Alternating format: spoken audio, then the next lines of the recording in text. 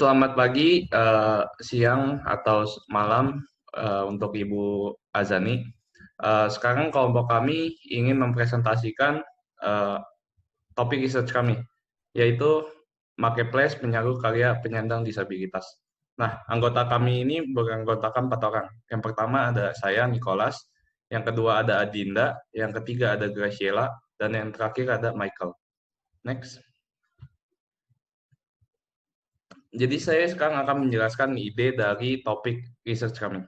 Nah, idenya itu adalah menyediakan wadah berupa marketplace yang dikhususkan bagi penyandang disabilitas. Nah, supaya agar mereka lebih dipandang oleh masyarakat dalam memasarkan produknya. Jadi maksudnya ide dari kami ini untuk membantu para penyandang disabilitas gitu. Oke, next. Lalu rumusan masalahnya apa sih dalam topik kita ini? Nah, Rumusannya itu, rumusan masalahnya itu adalah banyaknya disabilitas yang memiliki potensi dalam menghasilkan sesuatu produk mandiri. Tapi sayangnya di Indonesia ini belum ada suatu wadah gitu yang mampu mengangkat eh, kelebihan mereka atau produk-produk mereka ini. Nah, jadi maka dari itu membuat suatu marketplace yang bisa membantu mereka ini atau menampung atau memberikan hasil karya mereka ini ada solusi bagi kelompok kami gitu. Next, selanjutnya akan dijelas. Oh, belum. Maaf. Saya akan menjelaskan tentang ruang lingkupnya. Sudah tentu ruang lingkup target kita itu para penyandang disabilitas yang tentunya akan kita bantu. Next. Nah, selanjutnya ini akan dijelaskan oleh teman saya yaitu Michael. Oke, saya ambil alih. Kedengaran kan ya? Di sini kita memiliki beberapa list untuk tipe-tipe disabilitas yang ada. Bisa dilihat ada tunanetra, tunarunggu, tunawikara, tunadaksa, tunalaras, ada 2 tunalarasnya, dan tunagrahita dan tunaganda. Semuanya terpisahkan berdasarkan dari jenis disabilitas yang dimiliki dan juga spesifik apa disabilitas yang dimiliki. Misalnya tunanetra disabilitas fisik, yaitu tidak dapat melihat buta. Tunarunggu disabilitas fisik tidak dapat mendengarkan. Tunawicara tidak dapat berbicara atau bisu. Tunadaksa yaitu cacat tubuh. Tunalaras terbagi jadi 2, fisik dan mental. Yang fisik biasanya cacat suara dan nada. Dan untuk yang mental yaitu sukar mengendalikan emosi dan sosial. Dan satu lagi tunagrahita disabilitas mental yaitu cacat pikiran atau lemah daya tangkap. Dan yang terakhir tunaganda yaitu disabilitas ganda di mana penderita cacat lebih dari 1 kecacatan. Lanjut. Di sini kita bertujuan untuk menciptakan sebuah wadah bagi para penyandang disabilitas ini. Buat mereka biar bisa menjual produk mandiri mereka. Dan juga berusaha menciptakan sebuah komunitas terbuka bagi disabilitas untuk bisa menyalurkan potensi serta hasil karya mereka yang telah mereka bikin. Dan yang terakhir itu kita berusaha menyadarkan masyarakat luas bahwa penyandang disabilitas pun juga dapat berkarya dan menghasilkan suatu karya. Itu. Lanjut. Di sini manfaatnya adalah kita berusaha untuk mengurangi angka pengangguran bagi mereka para penyandang disabilitas agar bisa semangat dalam bekerja dan menjadikan para penyandang disabilitas bisa lebih produktif dan sekaligus agar mereka juga bisa meningkatkan perekonomian mereka masing-masing. Lanjut. Di sini kita ada beberapa contoh fitur-fitur pembantunya. Yaitu yang pertama ada juga Sign Language Video Transmitter. Berfungsi untuk membantu tunawicara yang tidak bisa berbicara atau kata lainnya bisu. Selanjutnya, ada juga fitur text to speech atau juga sebaliknya speech to text. Dan juga low vision zoom tool. Ini berfungsi untuk membantu tunanetra yang tidak bisa mendengar. Bisa seperti sesuai namanya, fitur ini mengubah tulisan yang ada pada aplikasi dan mengubahnya menjadi suara atau sebaliknya mengubah suara menjadi tulisan. Lanjutnya. Bisa dilihat ini beberapa prototipe yang dibuat. Ini hanya tampilan sederhana pertamanya. Next. Dan kita juga melakukan sebuah penelitian. Metodologi penelitian yang kita lakukan adalah berbentuk metode kuantitatif. Ya. Halo. Selanjutnya metodologi penelitian akan disampaikan oleh saya. Oke, selanjutnya kami melakukan penelitian dengan metode kuantitatif dan dengan cara menyebarkan kuesioner. Di dalam kuesioner ini kami memiliki 2 jenis pertanyaan, yaitu pertanyaan kuantitatif dan pertanyaan kualitatif. Dari kuesioner ini kami membagi menjadi 3 bagian.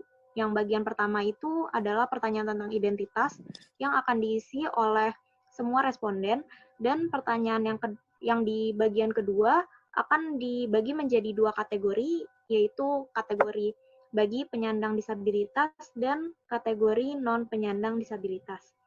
Bagian yang ketiga adalah pertanyaan mengenai aplikasi kami yang akan diisi oleh semua responden. Selanjutnya, hasil penelitian menggunakan kuesioner dengan total 126 responden. Next. Pada bagian pertama ini kami menanyakan usia responden, dan ternyata mayoritas responden berusia 17 hingga 25 tahun, yaitu sebanyak 84,9%. Next. Pertanyaan kedua adalah, apakah Anda penyandang disabilitas? Nah, pertanyaan ini merupakan pintu bagi responden untuk disaring menjadi yang penyandang disabilitas dan yang non-penyandang disabilitas. Dan ternyata mayoritas responden bukan penyandang disabilitas, yaitu 84,1%. Next. Kemudian pertanyaan ini terdapat pada bagian kedua, di mana kategorinya termasuk kategori untuk penyandang disabilitas. Pertanyaannya adalah, apakah Anda dapat membuat suatu karya atau tertarik untuk membuatnya? Dan ternyata tidak ada penyandang disabilitas yang tidak tertarik untuk membuat suatu karya, dengan persentase 55%. Next. Pertanyaan selanjutnya adalah, dapatkah Anda mengoperasikan sebuah aplikasi sendiri tanpa bantuan orang lain? Dan ternyata hasilnya adalah mayoritas penyandang disabilitas bisa mengoperasikan aplikasi tanpa dibantu, yaitu sebanyak 55%. Next. Pertanyaan selanjutnya adalah pertanyaan yang masih ditujukan untuk penyandang disabilitas. Seberapa tertarikkah Anda jika terdapat suatu wadah bagi Anda untuk menjual karya secara online? Dan ternyata mayoritas penyandang disabilitas tertarik kepada online marketplace, yaitu sebanyak 50%. Dari skala 1 sampai 5, yaitu mereka memberikan skala yang kelima. Next. Pertanyaan selanjutnya ditujukan kepada penyandang non-penyandang disabilitas, yaitu berapakah frekuensi berbelanja Anda secara online dalam 1 bulan terakhir, dan ternyata mayoritas non-disabilitas berbelanja di bawah 3 kali, yaitu sebanyak 60,4%. Selanjutnya, seberapa tertarikkah Anda membeli karya yang merupakan sebuah kerajinan tangan seorang penyandang disabilitas? Dan ternyata mayoritas non-disabilitas tertarik membeli karya penyandang disabilitas, yaitu 44,3% dengan skala 4 dari 5. Dan kalau skala yang 5 dari 5, itu sebanyak 17,9%, yang menandakan bahwa sebenarnya non-disabilitas tertarik untuk membeli karya penyandang disabilitas. Next. Kemudian pertanyaan ini merupakan bagian terakhir dari kuesioner, yaitu ditujukan kepada semua responden, baik yang penyandang disabilitas maupun non-disabilitas. Pertanyaannya adalah, jika dibuat sebuah marketplace yang digunakan untuk jual beli karya penyandang disabilitas, apakah Anda akan menggunakannya? Dan ternyata mayoritas responden mungkin menggunakan aplikasi marketplace karya penyandang disabilitas, yaitu sebanyak 58,7%. Dan ternyata yang menjawab iya juga banyak juga, yaitu sebanyak 37,3%, yang menandakan bahwa mereka lumayan tertarik dengan aplikasi marketplace karya penyandang disabilitas ini. Oke, selanjutnya. Pertanyaan selanjutnya masih di bagian ketiga, yaitu metode apa yang lebih Anda sukai dalam mengakses sebuah marketplace. Ternyata mayoritas responden lebih menyukai mobile-based application, yaitu sebanyak 77%, dan 23% yang menyukai aplikasi berbasis website. Berarti memang responden lebih menyukai aplikasi yang sifatnya lebih fleksibel dan bisa diakses kapan saja. Oke, selanjutnya. Selanjutnya akan disampaikan oleh teman saya, yaitu Graciela Gabriel. Tempat dan waktu saya persilakan. Ya, selanjutnya adalah literatur review. Jadi literatur review yang kita dapatkan pertama itu dari Lailatul Izzah tahun 2016 mengenai penyandang disabilitas fisik sering dipandang sebelah mata oleh masyarakat. Jadi banyak sekali akibat dipandang sebelah mata oleh masyarakat, penyandang disabilitas sulit untuk mengakses pekerjaan karena menurut masyarakat luas, penyandang disabilitas itu dianggap kurang produktif.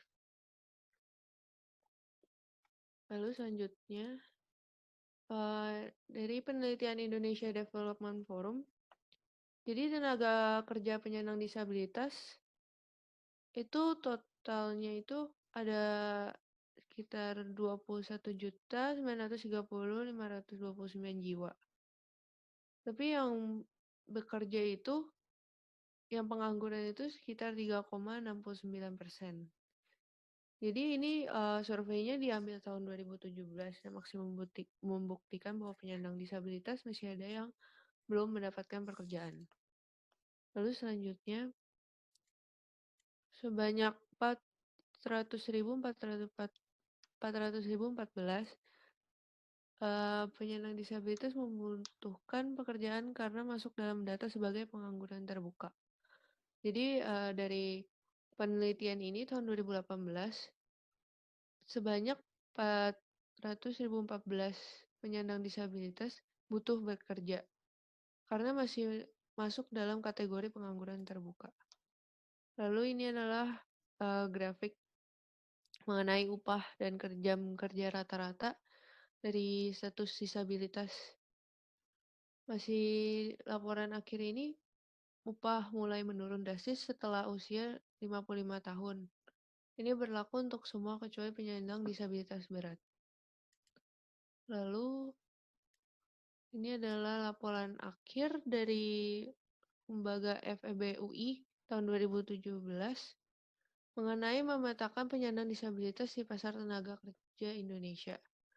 Jadi peningkatan teknologi itu sebenarnya dapat membantu penyandang disabilitas. Jadi pemerintah itu sebenarnya bisa membantu disabilitas melalui subsidi yang diberikan kepada penyandang disabilitas agar mereka bisa membeli alat teknologi tersebut untuk memfasilitasi mereka dalam penyelenggaraan bursa kerja khusus untuk penyandang disabilitas. Lalu ini adalah grafik mengenai kesenjangan upah pekerja per jam. Jadi dari Badan Pusat Statistik tahun 2020 melakukan survei atau penelitian, terbukti bahwa disabilitas itu masih upah kerjanya itu masih mengalami kesenjangan ya.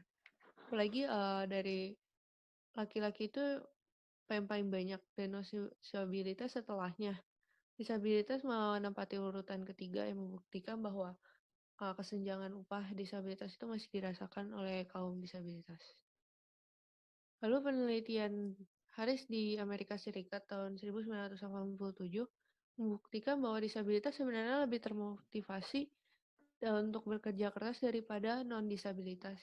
Jadi hasil pekerjaan mereka pun terbukti memiliki kualitas yang baik dibandingkan dengan non-disabilitas. Jadi sebenarnya mereka bisa berkarya dan berprestasi asal didukung oleh lingkungan sekitarnya dan dengan sarana dan prasarana yang tepat untuk mengoptimalkan kemampuan dari potensi yang mereka miliki.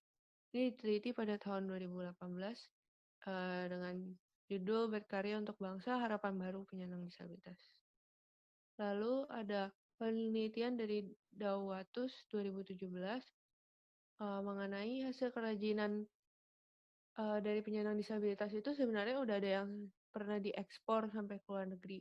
Dan peminatnya itu pun banyak, bukan terbilang sedikit ya. Lumayan banyak, jadi potensi hasil karya masyarakat penyandang disabilitas itu memiliki nilai. Jadi bukan suatu hasil karya yang cuma-cuma, tapi mereka tuh memiliki hasil karya yang baik dan bagus sehingga banyak orang yang menyukai dan membelinya. Demikian presentasi dari kami. Terima kasih.